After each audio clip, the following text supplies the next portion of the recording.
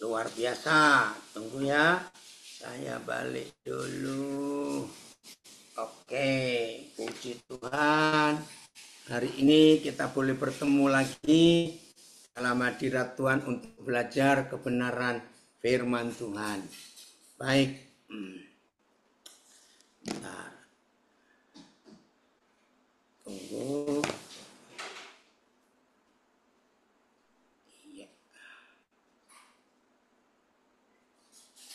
Oke. Shalom semua. Selamat malam dan selamat belajar firman Tuhan untuk hari ini. Bagi saudara yang bertanya, ini komunitas apa? Singkatannya keren, Galarua. Ada yang pernah tanya, itu jenis buah kah? Bukan. Galarua itu singkatan sebuah komunitas jaga Pancasila Jamrut Katulistiwa. Bersyukur kepada Tuhan. Hampir 2 minggu ini pemerintahan baru di Indonesia, kita melihat penyertaan Tuhan luar biasa, bukan? 3 hari pertama ketika presiden baru kita menjabat, langsung semua menteri diajak untuk ke lembah tidar. Ya, lembah tidar itu kalau istilah dunia pewayangan, kawah candra di muka. Sebuah kawah dari bekas gunung berapi dalam sejarah pewayangan itu tempat menempa kesatria-kesatria hebat sebelum mereka perang. Baratayuda menghadapi kezaliman, kejahatan. Nah, kenapa presiden kita membawa para menterinya, para pembantu pemerintahnya ke lembah tidar di Magelang? Saudara, sebab sistem militer itu satu-satunya sistem yang dipakai di seluruh dunia untuk membuat dunia ini jadi makin bersatu di dalam Tuhan. Maaf, kok saya ada yang salah ini. Tunggu ya. Ya. Jadi sistem militer itu adalah satu-satunya sistem yang dipakai sama di seluruh dunia. Wah, itu luar biasa, saudara. Maka itu kalau kita belajar firman Tuhan, khususnya di 4 Injil, yang Tuhan Yesus katakan, semua yang Yesus katakan itu berbasis militer. Ya, saya berikan contoh 3 ayat. 1. Jenis ini nggak bisa dilawan kalau tidak dengan doa dan puasa. Nah, itu sistem militer. Kenapa? Karena dalam ilmu militer, dalam dunia militer, ketika seorang komandan bersama prajuritnya memerangi suatu negara atau suatu keadaan, dan ketika keadaan lawan ternyata lebih kuat, persenjataannya berubah, jumlah prajurit ditambah, maka komandan ini harus mengajak prajuritnya, anak buahnya untuk konsolidasi, retreat, mundur sebentar. Disitulah doa dan puasa itu terjadi 3 hal. Ya, ada instruksi yang harus didengar oleh para prajurit tentang keadaan musuh itu bagaimana. Nah, itu sebabnya kita harus tahu supaya Tuhan bekerja sungguh-sungguh lewat kehidupan kita di dunia ini. Ketika musuh makin besar jumlahnya, maka kita perlu retreat, kita perlu mundur sebentar untuk mendengar instruksi, informasi, dan strategi dari komandan kita. Keren ya? Lalu ayat yang lain lagi, dia berkata, barang siapa tidak membenci ayah, ibu, keluarganya semuanya, nggak layak jadi muridku. Sama, itu sistem militer. Ketika seorang prajurit mendapat perintah, maka tidak ada alasan apapun untuk berkata, siap laksanakan komandan, tapi izinkan jenguk istri melahirkan, izinkan mengubur bapak yang baru meninggal. Tidak ada. Nah, itu caranya. Lalu juga seorang prajurit tidak boleh mengutamakan urusan-urusan pribadinya, tapi harus urusan Tuhan, komandannya lebih dulu. Nah, itu yang terjadi. Maka itu hidup berjalan bersama dengan Tuhan Yesus, maka kita harus taat kepada Dia dalam segala hal. Nah, tema kita hari ini, bagaimana kita dalam memberitakan Injil keselamatan, ya, berhadapan dengan banyak macam ragam orang, ya, banyak macam-macam, dan bagaimana ketika kita harus mengambil keputusan di lapangan. Ya, tadi dalam pembahasan yang pertama, ya, tema ini kenapa dipilih? Karena ketika datang ke daerah-daerah yang dalam tanda kutip bukan daerah Kristen, bagaimana cara menghadapi banyak kesulitan. Nah, hari ini kita akan belajar hal yang sederhana.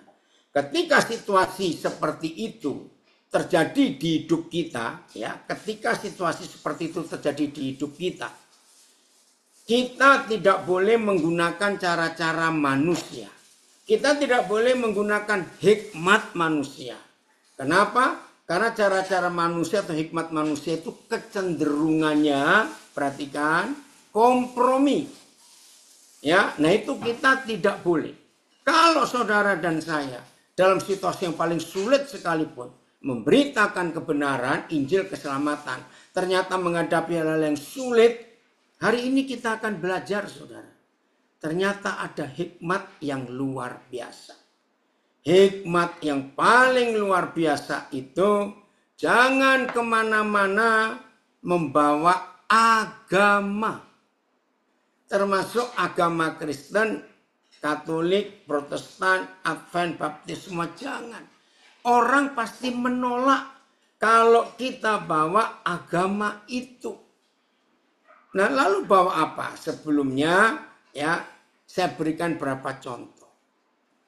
Kalau kita mendengar negara India, langsung pikiran kita, konotasi kita Hindu. Kalau kita membawa negara Thailand, langsung konotasi kita ini Buddha. Kalau kita menyebut nama negara Arab, ya, dan semuanya negara yang sama, wah, ini Muslim. Saudara, tapi kalau yang kita bawa makanan masakan India, kalau yang kita bawa masakan Thailand, kalau yang kita bawa masakan-masakan Arab atau sejenisnya, saya tanya, orang nolak atau malah ingin tahu? Ayo, mana? Jawab dong. Tulis di Zoom, Instagram, Facebook. Ayo, kalau kita membawa makanannya dari masing-masing negara itu, malah ingin tahu. Betul, dari Zoom ada yang jawab. Ya, woi, dari Nabire, ingin tahu. Betul, ingin tahu. Ingin nyoba dari Surabaya. Nah, jadi membawa, malah penasaran dari Bandung, mau coba, betul. Jadi Injil jangan dibungkus dengan agama. Tetapi Injil itu kan makanan. Dan semua orang pasti suka makan. Betul, dari Nabi satu lagi ingin tahu, betul. Saudara, ini loh yang salah selama ini. Maka kalau kita membawa makanan, apalagi makanan yang disukai oleh saudara-saudara kita di daerah yang kita akan pergi. Oh, ada yang dari Nganjuk malah ingin tahu rasanya apa. Betul, masakannya model apa. Wah, ini dia. Ya, kalau kita tidak menggunakan hikmat ini, maka semua orang akan menolaknya. Ada yang komen ini di Facebook. Tapi kalau kita ngelihat YouTube, video-video YouTube, bagaimana masakan India berapa itu? Nah, itu kan yang bukan yang internasional. Memang, ya, tapi cuma sedikit juga. Kan tidak semuanya masakan India, maaf, sekotor yang di video-video itu. Gitu? Nah, jadi ayo kita bawa Injil itu sebagai makanan yang semua orang pasti membutuhkan. Nggak ada orang yang nggak membutuhkan makan, ya, secara wajar semua membutuhkan makan. Nah, jadi konsep ini. Kata lain, membawa makanan itu membawa apa yang mereka butuhkan. Ya, apa yang mereka rindukan. Nah, kita mulai dengan ayat ini, saudara. Galatia pasal 5. Ayat 22 mulai. Terima kasih Inong, ini anak saya di Belanda. Terima kasih. Ya, Galatia 5, 22, 23. Nah, ini loh, makanan ini yang kita harus bawa. Jangan agama yang kita bawa. Kalau kita bawa agama pasti orang menolak.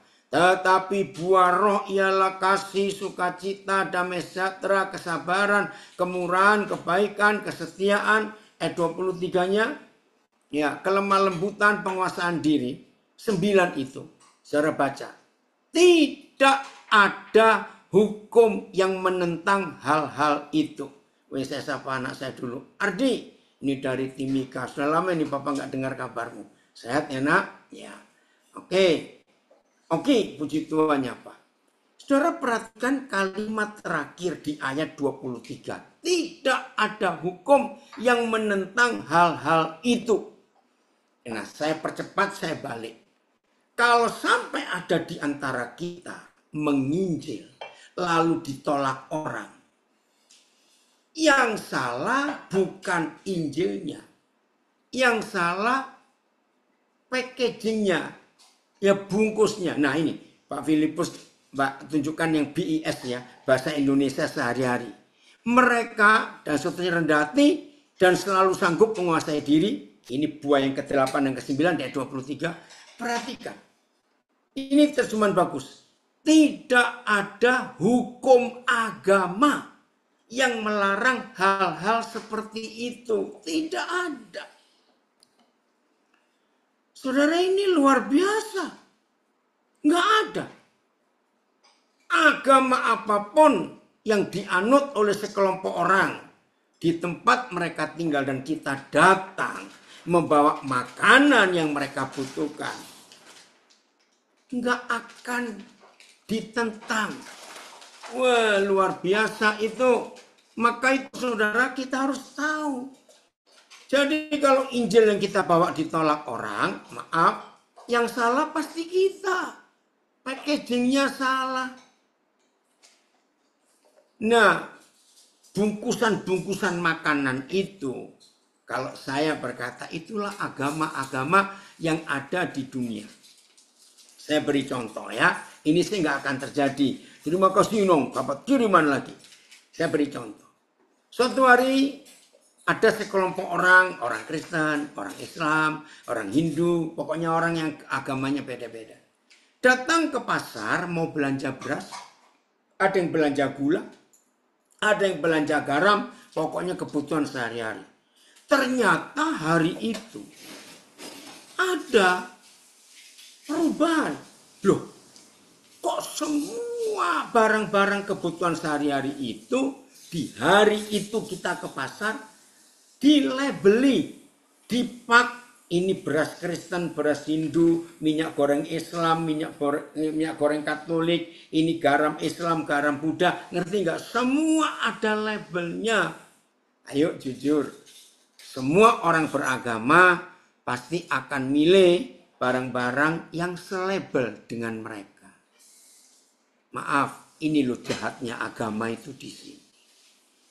Jadi jangan salahkan saudara-saudara kita yang mayoritas. Kalau mereka ketakutan dengan nama Kristen aja mereka takut. Dengan salib aja mereka takut. Jangan salahkan mereka. Karena kita yang salah. Makanan yang dibutuhkan sehari-hari kita label dengan label agama. Ingat ilustrasi tadi, kalau kita mau nikmati makanan India, nikmati. Nggak usah mikir agamanya yang masa agama apa. Ngapain pusing? Nggak usah. Nah, jadi agama itu yang merusak, saudara. Kalau saudara dan saya mendatangkan Injil dengan bungkus yang netral, nggak ada bau agama apapun, maka tidak ada yang menolaknya. Catat itu. Nah, dengan konsep seperti ini, Maka dalam semua pelayanan kita, kemanapun kita pergi, maka yang kita bawa itu yang manusia butuhkan. Keren ya? Nah, masih ingat berapa kali kita belajar? Tuhan Yesus menggambarkan Injil itu dengan 4 hal. 1, kasih. Ya, Injil itu kasih. 2, Injil itu air. 3, Injil itu garam. 4, Injil itu terang. Ayo renungkan. Mana ada manusia tidak memerlukan 4 hal ini? Kasih. Nggak ada manusia nggak membutuhkan kasih. Bahkan hewan saja membutuhkan kasih. Lihat dari banyak video-video pendek. Binatang-binatang yang sadis, yang jahat, pemarah. Begitu disayangi, berubah. Hari-hari ini kita melihat banyak viral di sosial media.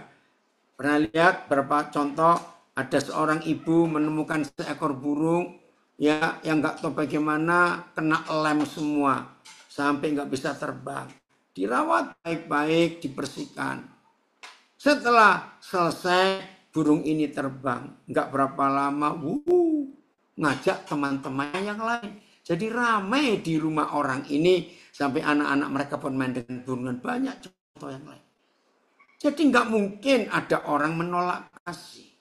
Itu kebutuhan semua orang. Yang kedua, nggak ada orang hidup nggak butuh air. Istilah saya, orang mati aja perlu mandi. Apalagi yang hidup. Jadi kalau Injil itu sebagai kasih, sebagai air, kita bawa. Nggak ada orang nolak. Injil itu garam dunia. Tidak semua orang membutuhkan gula. Apalagi yang masih suka gula, bertobat loh. Itu jahat sekali untuk kesehatan kita. Tapi semua orang hidup memerlukan garam. Beda bukan? Begitu pula terang. Nggak ada kehidupan yang nggak butuh terang. Tumbuh-tumbuhan itu perlu sinar matahari untuk memasak hijau daun. Sehingga pohon itu bisa hidup, bisa bertumbuh. Saudara perhatikan kebenaran ini. Maka itu dalam mengambil keputusan untuk menyatakan Injil, jangan ada rasa takut karena kita istilahnya domba di sarang serigala. Nggak usah takut. Serigala pun ingat membutuhkan 4 hal ini. Betul ya? Kasih, air, garam, dan terang. Jadi nggak usah takut. Maka itu kalau kita bicara agama, maaf. Tidak ada agama yang tidak punya simbol. Baik simbol pakaian dan warna. Saudara perhatikan. Semua agama di dunia. Maka itu Kristen ini bukan agama. Sebab Tuhan Yesus tidak mengajarkan kita untuk pakai pakaian model ini dan warna itu. Tidak ada. Jadi kalau kita melihat sekelompok orang di suatu keramaian, kata orang-orang itu pakai baju ini, baju itu dan sebagainya. Walaupun mereka tidak sedang melakukan ibadah di tempat-tempat umum itu. Tapi kalau mereka sedang pakai pakaian keagamaan mereka, otomatis semua kita ini tahu bahwa mereka itu A, B, C karena pakaiannya. Nah, saudara dan saya yang diajar hidup sebagai murid Yesus, tolong catat, tidak ada tanda-tanda tertentu yang Tuhan Yesus ajarkan untuk kita pakai sebagai simbol keagamaan kita. Tidak ada. Tapi ini simbol yang Tuhan Yesus ajarkan. Kita buka Yohanes 13 ayat 34 dan 35. Ya. Yohanes 13 ayat 34 dan 35. Wih, anak saya dari Manokwari. Ya, saya ini senang sekali. Guru musik Arif hebat, ya. Ayo kita belajar. Yohanes 13 ayat 34 dan 35. Ya. Aku Tuhan Yesus memberikan perintah baru kepada kamu, yaitu supaya kamu, saudara dan saya, saling mengasihi, sama seperti aku telah mengasihi kamu. Demikian pula kamu harus saling mengasihi. Ayat 35. 35-nya, Phil.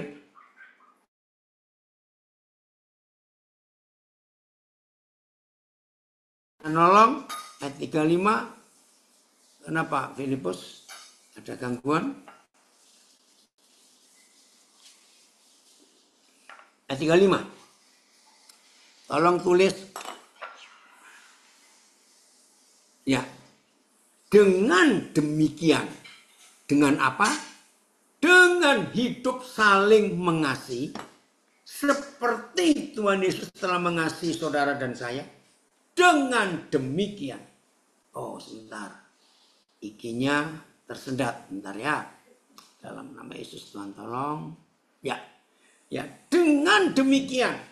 Dengan apa? Dengan hidup saling mengasihi. Seperti Tuhan Yesus telah mengasihi kita. Semua orang.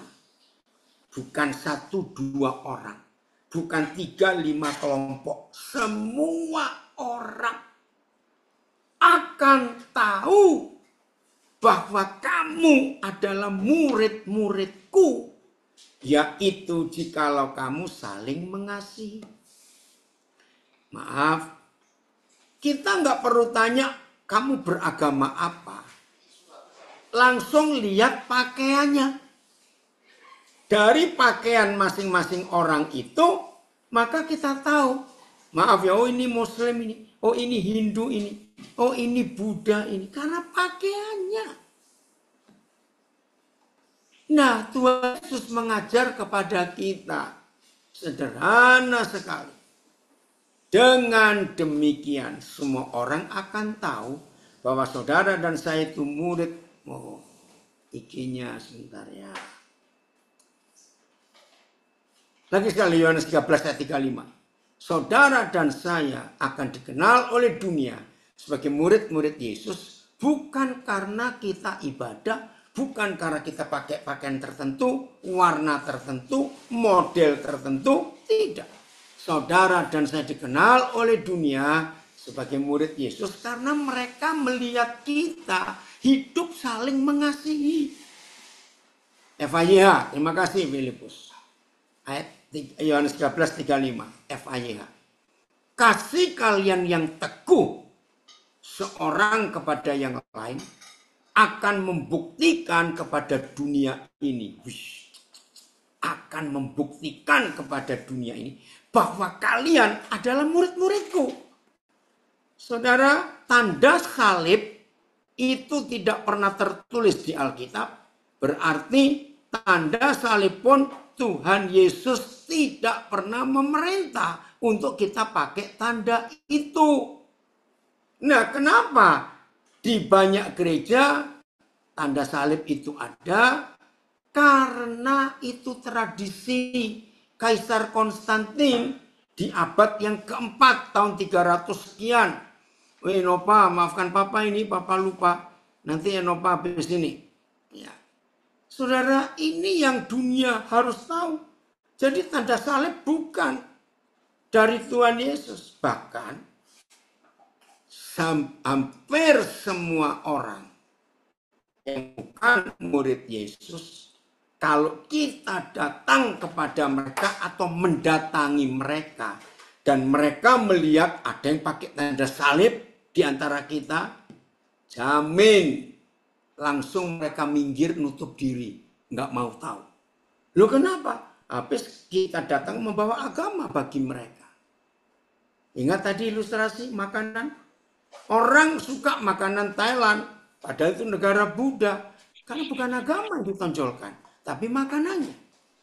Nah seperti ini Yohanes 13 ayat 35. Ayo kita saling mengasihi. FAYH-nya lagi Filipus. Ternyata bagus ini terjemahan firman Allah yang hidup ini ya. Luar biasa. Ayo, mana Filipus? FAYH Yohanes 13 ayat 35. Oke, tunggu. Keren tuh, saya baru tahu terjemahannya itu. Ya.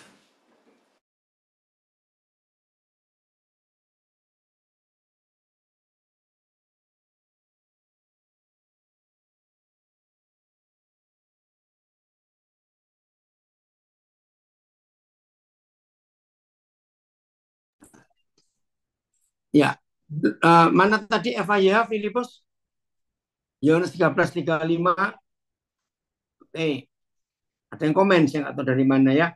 Tanda seorang itu murid Yesus adalah bukti kasihnya kepada sesama, bukan pada tanda lahirnya, simbolis agama. Luar biasa. Betul. Tunggu ya. Terjemahan ini kuat sekali ya FIJ ini. Ayo kita lihat. Mana? Tunggu sabar sebentar sinyalnya ya. Enggak, Tuhan tolong. Oke. FIJ. Tunggu. Kasih kalian yang teguh seorang kepada yang lain akan membuktikan kepada dunia ini bahwa kalian adalah murid-muridku, bukan simbol kekristenan. Ya, maka itu saudara dalam hidup kita harus membawa simbol satu ini. Ini simbol universal kasih. Iya, ada yang komen ini. Sekarang di Indonesia miris. Banyak bawa agama, dikit-dikit agama. Bergaul lihat agama, krisis Bhinneka Tunggal Ika, betul.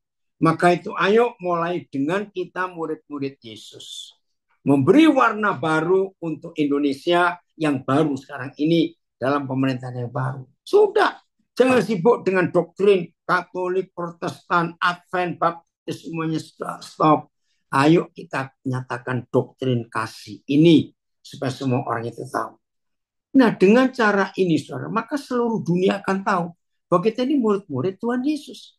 Karena kita nggak bawa agama, kita membawa kasih itu. Nah, maka itu dunia nggak akan menolak kita ketika kita harus menyatakan kasih yang sesungguhnya. Paulus pernah menulis, kita buka 1 Korintus 9, mulai ayat berapa? 19 atau 17 coba. 1 Korintus pasal 9. Ya. Jadi kemana-mana jangan bawa agama ya, bawa kasih. Kasih itu saja. Oke. 1 Korintus 9, coba ayat 17-nya.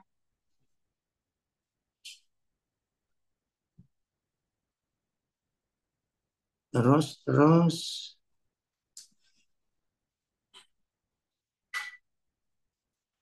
Oh, bukan ya tuh. Oh, ini nih ayat 19. Oh, ya 19. Sungguh pun aku bebas terhadap semua orang. Tapi aku menjadikan diriku hamba dari semua orang.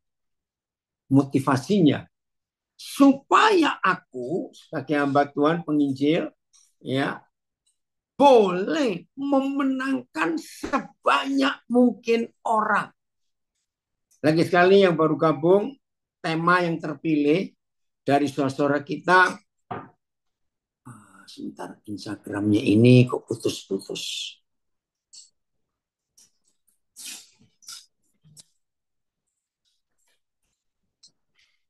Sabar, Instagramnya putus-putus. Ini wifi-nya. Iya, tidak cuma Instagram, saya nggak tahu kenapa dari tadi putus. Oh, malam sebentar ya. Oke, Instagram maaf ya, coba saya ganti wifi-nya. Oke, biar iya. Oke.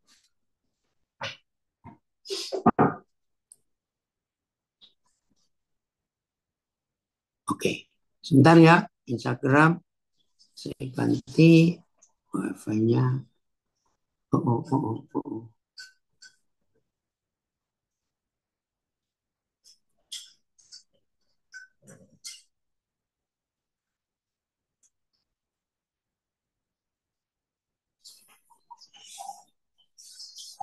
Oh, sabar, sabar dulu.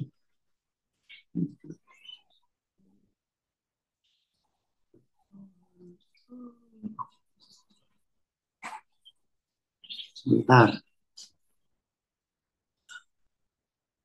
Ya,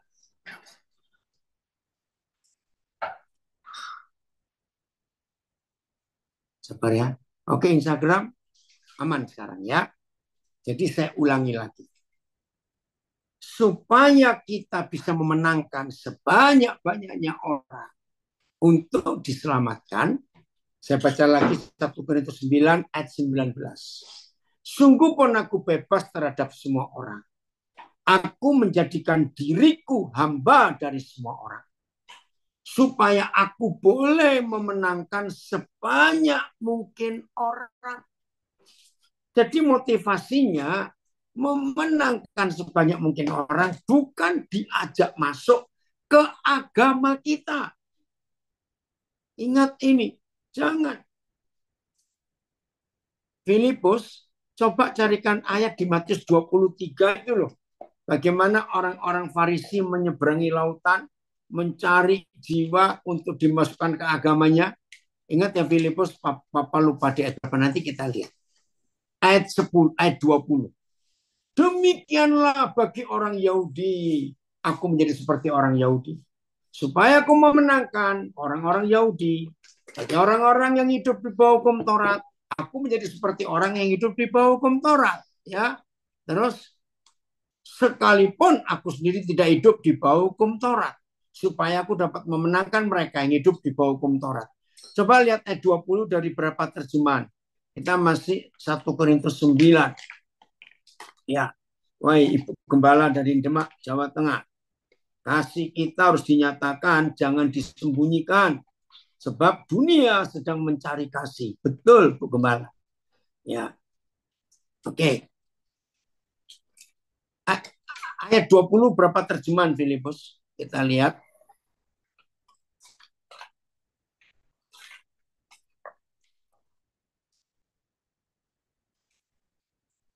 Sabar dulu.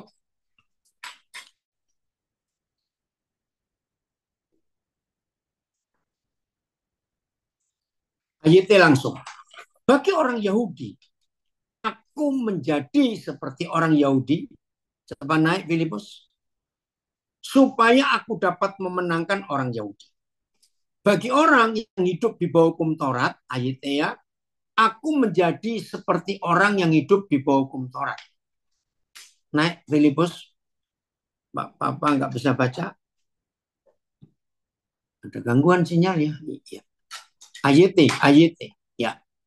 Meskipun aku sendiri tidak di bawah hukum Taurat, supaya aku dapat memenangkan mereka yang ada di bawah hukum Taurat. TSI-nya. Coba TSI.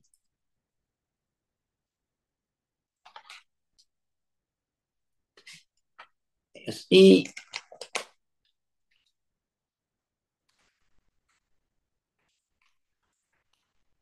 Waktu bersama orang Yahudi, saya hidup seperti orang Yahudi demi memenangkan mereka. Waktu bersama orang yang masih terikat dengan hukum Taurat, saya juga hidup seperti mereka demi memenangkan mereka yang hidupnya terikat hukum Taurat. Ayat 21. Langsung TSI-nya aja, Filipus. Ayat 21.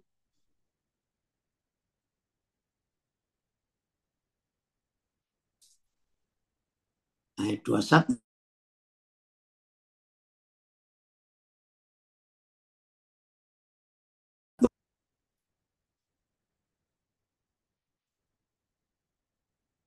Woi dari New Jersey, hebat Isya, ikut belajar, salam buat Bernard. Ya. Belum ayat 2, ini 21 toh, 20, 22 berarti sekarang Filipus. Maaf.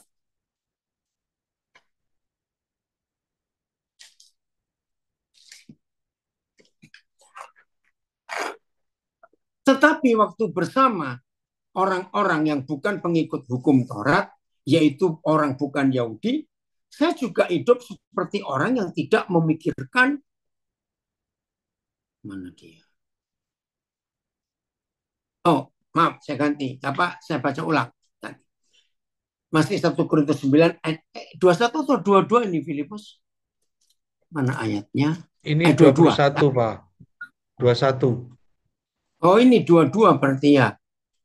Oke, sekarang ini 22 ya. Perhatikan.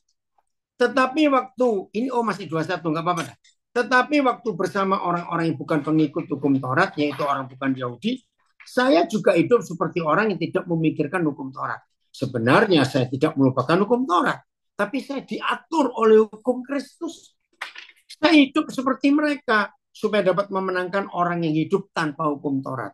Ayat 22. Ayat 22.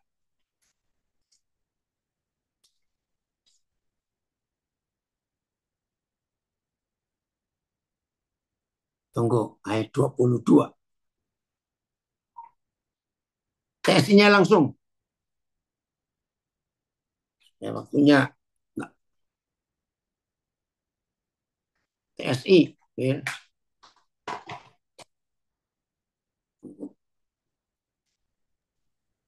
Belum keluar ya. Ya, kesia. Pak Bayu hadir, nampire. Oke ya. CSI-nya, Filipus langsung aja. Oke, kok belum? Siapa?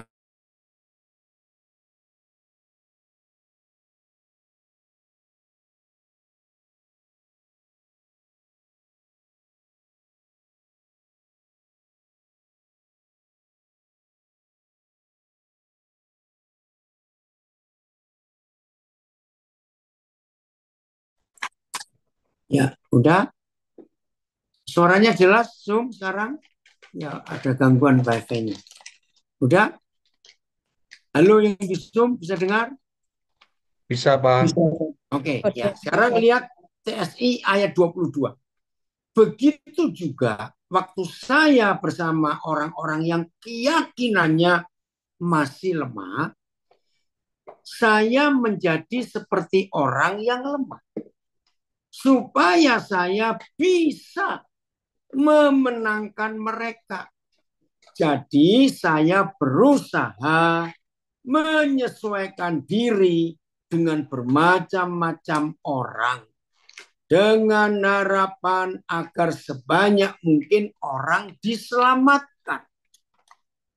Nah, kalau saudara baca hidup yang dipimpin Roh Kudus dari saudara kita Paulus ini, dia nggak menonjolkan badai itu agresi, tidak. Tapi jangan diterjemahkan lo kan bunglon, tidak. Justru kasih itu bisa ada di semua tempat.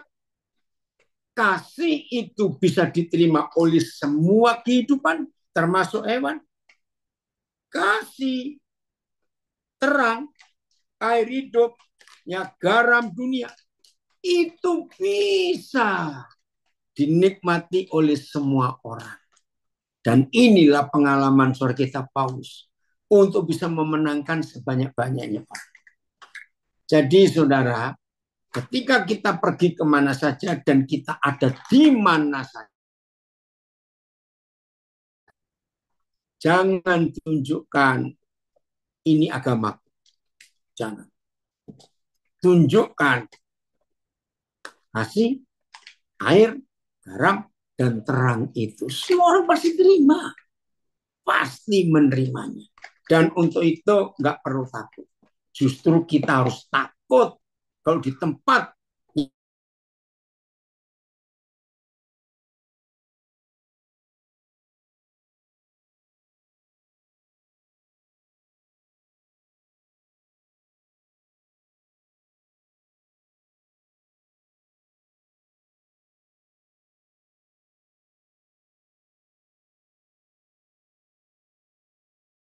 ya, maaf sinyalnya. Saya lanjutkan lagi. Jadi kalau kita ada di daerah hijau, nggak ngerti nggak apa-apa, ikuti saja. Jangan kita menunjukkan warna yang lain. Dengan datang, aku orang Kristen dari gereja A. ya pasti ribut. Itu cari masalah.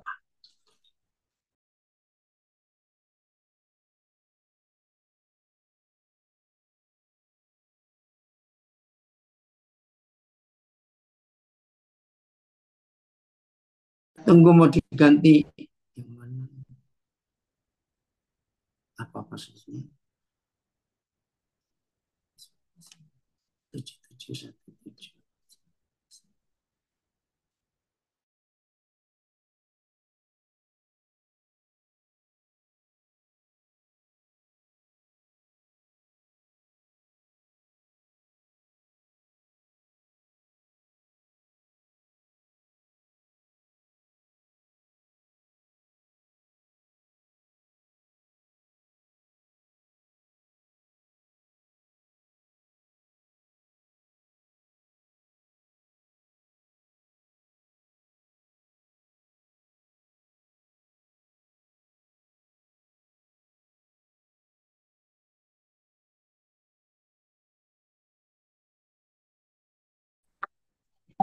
Ya, maaf ya, baru diganti wifi-nya.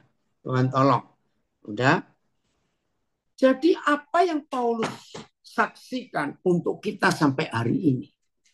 Ini bukan tentang bunglon. Tapi juga bukan memaksa agama kita ke orang lain. Jadi Paulus itu di mana saja bisa diterima oleh siapa saja. Saya ulangi dengan kalimat lain. Kasih itu tidak bisa terhalang oleh tembok apa saja. Kasih, terang, garam, dan air hidup tidak bisa ditolak oleh siapa saja. Nah, itu kekuatan Injil yang luar biasa. Tapi kalau kita bawa agama, aduh, ini dia pasti akan menjadi masalah. Filipus ketemu Matius 23 ayat berapa itu? Nah, ini loh jahatnya agama. Maaf ya, kita lihat ini. Matius 23 ayat 15.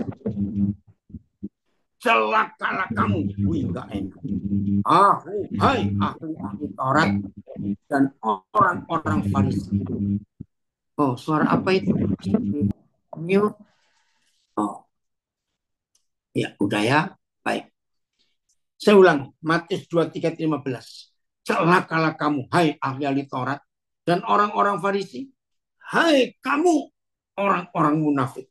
Sebab kamu mengarungi lautan, menjelajah daratan, untuk mentobatkan satu orang saja menjadi menjadi penganut agamamu, dan sesudah ia bertobat kamu menjadikan dia orang neraka. Aduh, yang 2 kali lebih jahat daripada kamu sendiri. Hai manusia-manusia beragama Kristen, Katolik, Protestan, Advent, Baptis, beragama apa saja, maaf saya sebut nama, Betani, Mawar, Saron, gereja apa saja, gereja Reform apa saja. Stop membawa orang-orang itu masuk ke kelompok kita. BIS, coba langsung. Ini ngeri sekali. Celakalah kalian. Oh, bukan BIS. BIS turun lagi, bukan BIS. Bukan BIS. Setelah terjemahan lama. BIS, ya. Celakalah kalian, guru-guru agama dan orang-orang Farisi. Kalian tukang berpura-pura. Nggak enak sekali. Kalian pergi jauh-jauh menyeberang lautan dan menjelajahi daratan hanya untuk membuat satu orang masuk agamamu. Dan sesudah orang itu masuk agamamu, kalian membuat dia calon neraka yang 2 kali lebih jahat daripada kalian sendiri. Ampuni kami Tuhan. TSI-nya. Celakalah kalian para ahli Taurat dan orang-orang Farisi. Kamu semua munafik. Kamu mencari ke sana kemari sampai menjelajahi lautan dan daratan untuk mendapat satu orang yang mau menjadi anggota kelompokmu. Dan ketika orang itu sudah bergabung, kamu menjadikan dia calon penghuni neraka yang 2 kali, ampun Tuhan, yang 2 kali lebih jahat daripada kamu sendiri. Jadi perintah yang Tuhan Yesus beri kepada kita murid-muridnya sebelum dia naik ke surga, pergilah kamu ke seluruh dunia, beritakan Injil itu, jadikan sekalian bangsa muridku. Itu tidak seperti saudara dan saya disuruh keliling dunia mencari orang Kristen baru supaya bertambah banyak jumlah orang beragama Kristen di dunia. Tidak. Tapi untuk mengenalkan keselamatan tanpa ada embel-embel agama apa saja. Murni Yesus. Tanpa embel-embel apa-apa. Itu yang Tuhan cari. Dan satu-satunya embel-embel istilahnya trademark, ya, ciri khas, kasih. Sudah, jangan bahas yang lain. Kasih. Penerimaan apa adanya.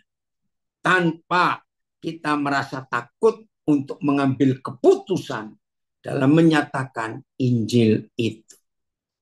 Keren ya kalau kita melihat ayat ini. Oke, sebelum saya selesaikan, saya merasa ini banyak saudara yang punya pertanyaan. Ayo, 1-2 orang tanya dulu. Bisa di Zoom, Instagram, Facebook. Yang Instagram, Facebook bisa nulis. Yang Zoom kalau mau bicara silakan. Ayo 1-2 orang. Ya, woi anak saya lain ditampi, hebat. Ada? Ayo. Khususnya saudara yang masih, maaf, selalu ngotot untuk agama ini. Ya.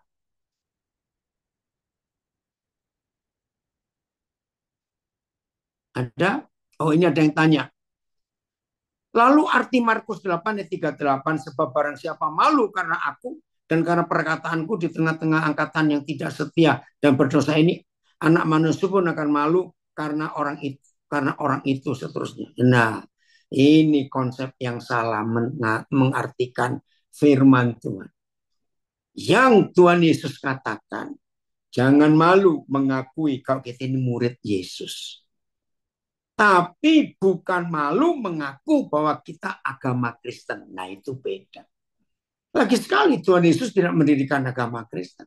Jadi nggak perlu kita tonjolkan Kristen kita. Dan Yesus pribadi itu tidak perlu langsung kita sebutkan Yesus, Yesus, Yesus. Nggak perlu. Yang perlu kita tunjukkan adalah karakter Yesus yang tidak pernah dimiliki oleh karakter siapa saja. Maka kalau karakter Yesus kita tonjolkan, orang pasti tertarik. Pasti. Jadi bukan malu mengaku Yesus, tidak. Ya, karena dengan konsep nama Yesus. Ayo coba saudara perhatikan ya. Kalau kita dikit-dikit Yesus, Yesus, Yesus. Di tengah-tengah saudara kita yang bukan murid Yesus dari agama-agama lain, saya tanya kepada saudara, langsung kita ditolak atau diterima? Ya pasti ditolak. Ngapain kamu manggil nama itu? Itu kan Kristen. Kamu nggak tahu, aku sudah punya agama ini. Nah itu masalahnya. Oke, ada? Ini sebentar saya baca. Ada lagi yang tanya? Ayo, yang di Zoom, Instagram, Facebook. Ini masalah sensitif, tapi kita harus tahu bagaimana cara kita membawa kebenaran. Itu tadi yang berkali-kali saya katakan. Garam, bawalah garam. Nggak usah pakai embel-embel ini garam Kristen, garam Buddha, garam Islam. Nggak usah. Garam itu garam, nggak punya agama. Oke ya, ayo. Ada? Saya tunggu. Yang Facebook, Instagram, ada yang bertanya? Ayo, nggak ada. Ayo supaya kita tahu ini bagaimana Tuhan bekerja dalam hidup kita untuk menyelesaikan rencana kekalnya di dunia ini supaya banyak orang mengenal kasih, bukan mengenal agama Kristen. Ayo dari Galarua, tadi yang memberikan tema ini, Sampai di pembahasan ini apa yang saudara mau tanyakan? Ini penting sekali.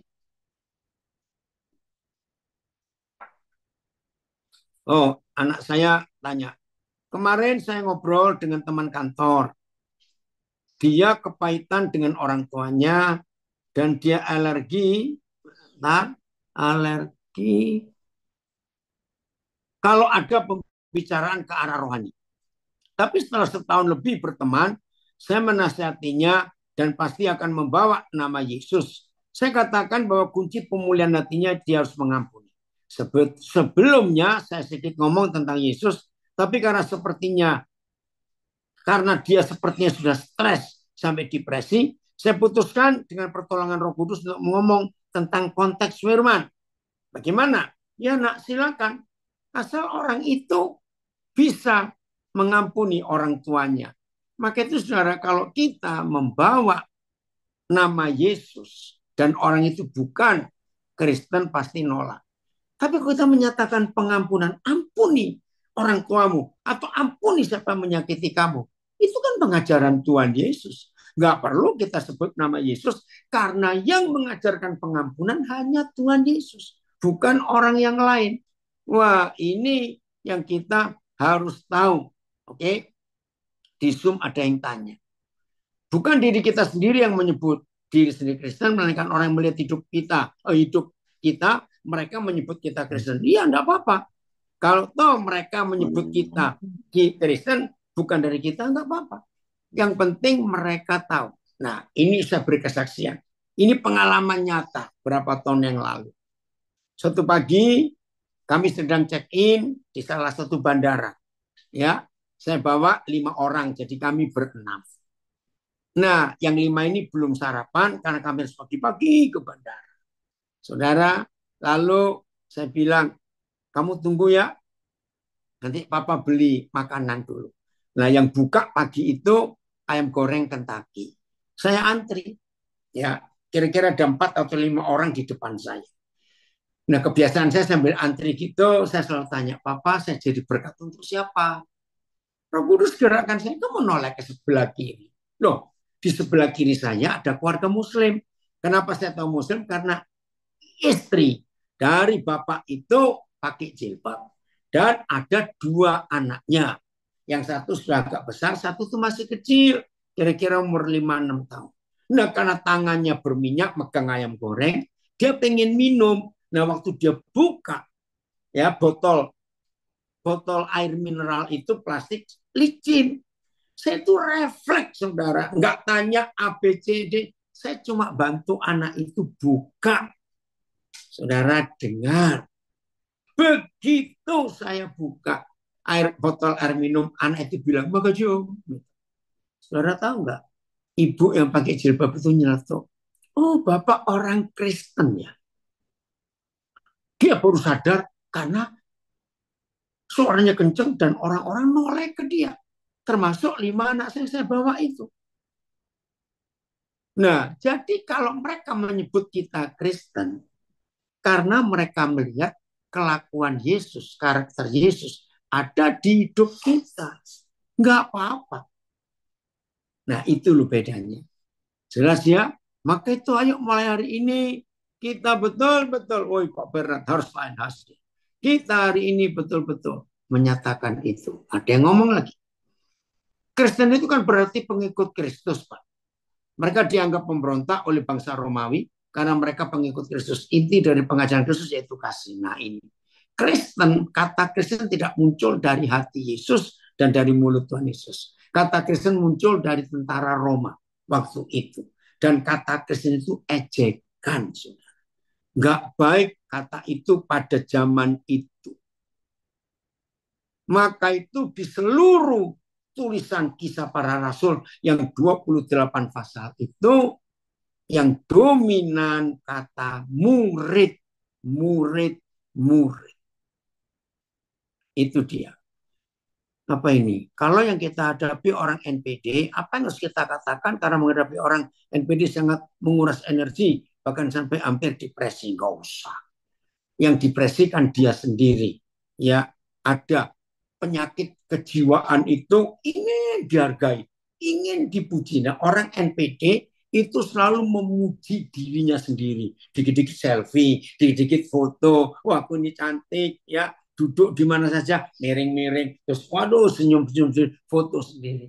Nah, cara menghadapinya nggak usah dihadapi. Liatin aja. Oh, dia lucu kok.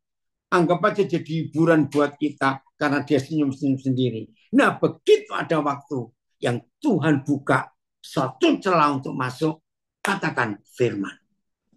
Mau apa hidupmu kalau terus begini? Orang yang narsis, ya cinta diri sendiri, orang itu orang paling egois sedunia. Nggak pernah memperhatikan kepentingan keberadaan orang lain. Pokoknya aku, aku, aku. Nah, itu dia. Jelas ya, wah ini ada tambahan dari New Jersey. Segera ganti channel, berhenti. Nah, berbicara soal keagamaan yang justru semakin mempertontonkan kemunafikan, kedangkalan, kepura-puraan, dan kejahatan. Lalu ubahkan channel pembicaraan agama menjadi agape. Wah keren ya, agama, agape. Kasih Tuhan yang suci tanpa syarat, maka siaran kehidupan kita bisa lebih efektif menjangkau banyak orang yang terhilang dan bukan menjungkal banyak orang. Bernard Herrstein dari New Jersey. Nah ini saudara kita ini mantan penyiar radio. Kalau saudara pernah dengar RPK, radio apa Pelita Kasih ya, di Jalan Dewi Sartika di Jakarta, ini salah satu penyiarnya dulu. Jadi ada istilah ganti channel. Betul, jangan bicara soal keagamaan, tapi bicara soal agape. Wah ini saya mesti foto dulu ini. Kata-katanya bagus sekali tulisannya Pak Bernard ini ya. Jadi kita tidak perlu mengalami gangguan ya. Kalau ada orang ngajakin ganti channel saja, bagus. Ya, hanya tambahan. Siapa ini ya? Hanya tambahan, jangan lupa bahwa kasih tidak bersuka cita atas ketidakadilan. Amin. Kasih itu sangat mengasihi keadilan. Ya, itulah Bapa kita di surga. Ya. Jadi kalau mulai hari ini, ya betul. Ada yang Jen, raise hand, Pak. kenapa? Ada yang raise hand.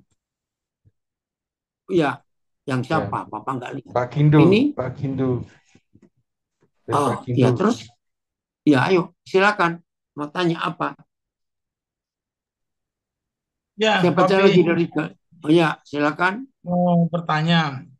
Eh, Galarua dalam perjuangannya untuk yang pasti mendampingi para saudara-saudara kita yang terintimidasi, yang dipersekusi dan lain-lain.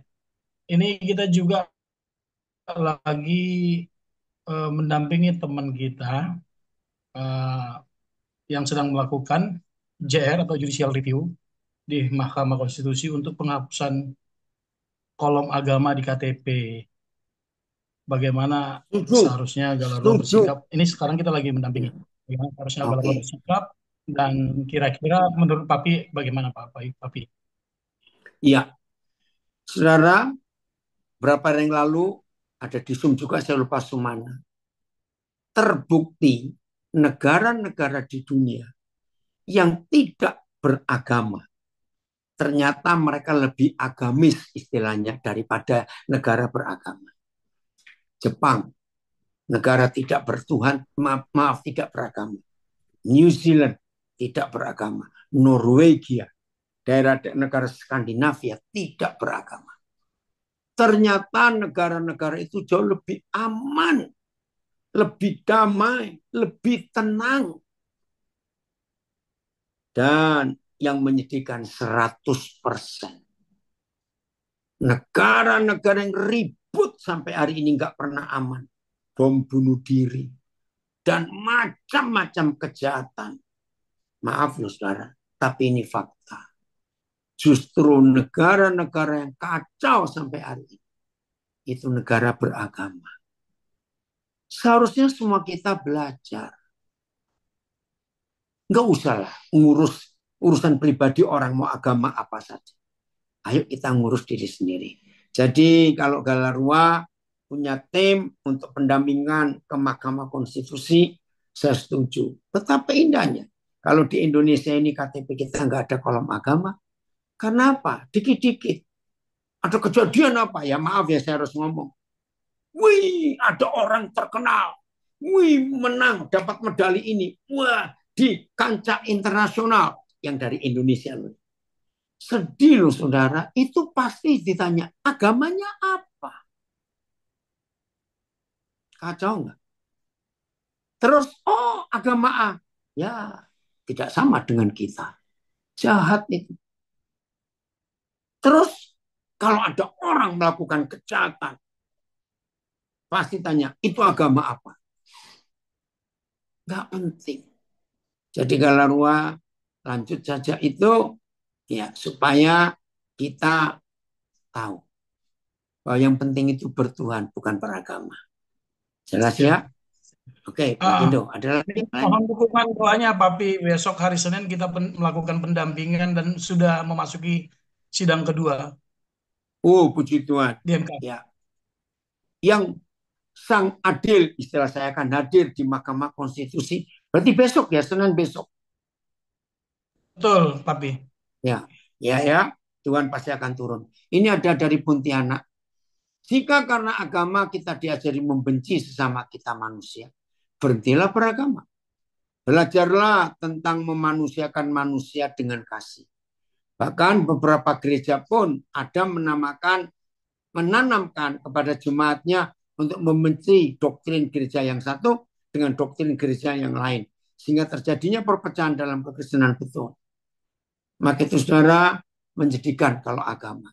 Jadi mulai hari ini genapi Yohanes 13 ayat 34 35. Udahlah bawa kasih, nyatakan kasih, buatlah kasih jadi kenyataan, jadi simbol utama di dalam perjalanan hidup kita sebagai murid-murid Yesus.